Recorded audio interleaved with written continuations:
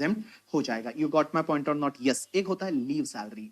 Sir leave salary क्या होता है कि आप अगर छुट्टी नहीं लेते हैं और छुट्टी नहीं लेते हैं तो उस केस में क्या होता है, आपकी लीव लाइक एक्यूमुलेटेड होती जाती है, तो उसको आप एनकैश करा सकते हैं और वो encashment of the unutilised leave उसी को बोलते हैं लीव सैलरी। लीव सैलरी के केस में ध्यान रखना, अगर लीव सैलरी अगर आपको एम्प्लॉयमेंट के अंदर ही मिल जाता है, मींस आपकी जॉब चल रही है और आप लीव सैलरी ले लेते हैं, तो उस केस में it is taxable for all employ, सबके लिए टैक्सेबल हो जाएगा। लेकिन लीव सैलरी अगर आप रिटायरमेंट के टाइम पे लेते हैं तो क्या होगा? अगर आप रिटायरमेंट के टाइम पे लेते हैं, दो पार्ट, अगर आप दामाद जी है मींस गवर्नमेंट एम्प्लॉय है तो पूरा एग्जेम्प्ट हो जाएगा अंडर सेक्शन 10(10)AA। 10(10)AA में पूरा एग्जेम्प्ट हो जाएगा। लेकिन अगर आप गवर्नमेंट एम्प्लॉय नहीं है, अदर एम्प्लॉय है, तो उस केस में एग्जेम्पशन मिलता है, बट बेटा which ever is lower. 4 point है, 4 में से विच एवर इज लोअर वाला एग्जेम्पशन मिलेगा। तो नॉन गवर्नमेंट एम्प्लॉय रिटायरमेंट के टाइम पे लीव सैलरी मिलता है, एग्जेम्पशन कितना मिलेगा उसमें बेटा आपको ध्यान रखना है। सबसे पहला leave credit multiply by average salary per month.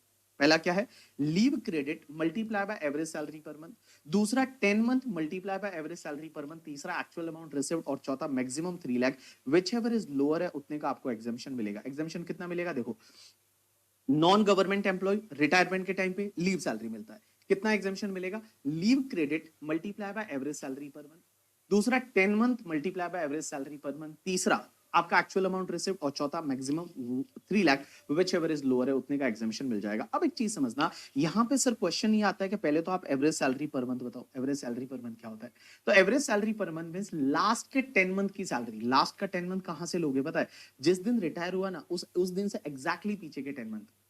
Suppose retire हुआ कोई पर्सन 16 मार्च को, तो भैया आपका 15 मार्च जो है उसके पीछे के 10 मंथ का आपको एवरेज सैलरी लेनी है। Basic salary, DA in terms and turnover commission का एवरेज।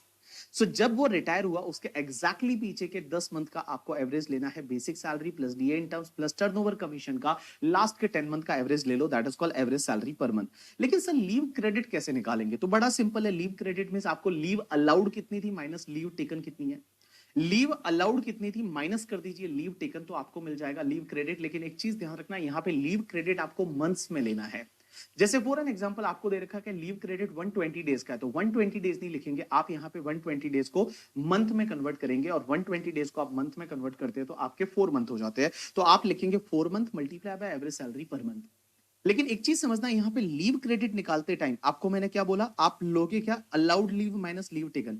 अब ध्यान रखना, लीव क्रेडिट कैलकुलेट करते टाइम हर कंप्लीटेड ईयर के लिए मैक्सिमम आपको 1 मंथ का लीव अलाउ हो सकता है, उससे ज्यादा नहीं।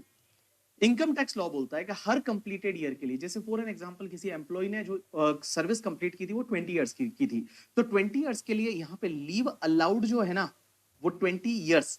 तो पर ईयर के लिए कितना हो सकता है? मैक्सिमम 30 डेज का हो सकता है। तो 20 मल्टीप्लाई बाय आपका 30 डेज, इट मींस आपको मैक्सिमम कितना हो सकता है? 600 डेज का आपको लीव है वो अलाउ हो सकता है। माइनस मान लो 480 डेज का आपने लीव लिया था, तो उसमें से 120 डेज है वो आपका लीव क्रेडिट हो जाएगा। मींस 4 मंथ है वो आपका लीव क्रेडिट यहाँ पे आ जाएगा। तो ध्यान रखना, यहाँ पे लीव क्रेडिट का मतलब क्या होता है? Leave allowed minus leave taken. लेकिन जब आप लीव अलाउड लेते हैं ना, तो उसमें मैक्सिमम 30 डेज लेना है फॉर द कंप्लीटेड ईयर। जितने ईयर का आपने सर्विस कंप्लीट किया है उसका मैक्सिमम हर ईयर का 30 डेज से ज्यादा लीव अलाउ नहीं हो सकता। तो देखो मैंने क्या बोला? All people pay attention.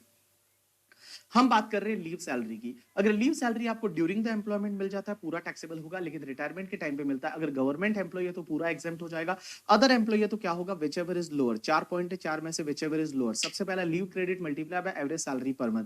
दूसरा 10 month multiply by average salary per month. तीसरा एक्चुअल अमाउंट रिसीव्ड। और चौथा maximum 3 lakh, which ever is lower है उतने का एग्जामेशन मिल जाएगा। एवरेज सैलरी पर मंथ में आपको क्या करना है? जिस डेट को रिटायर हुआ उसके एग्जैक्टली पीछे के 10 महीने का basic plus DA in terms plus turnover commission का आपको एवरेज लेना है।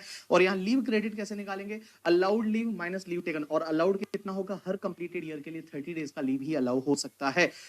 अब एक चीज समझना, नेक्स्ट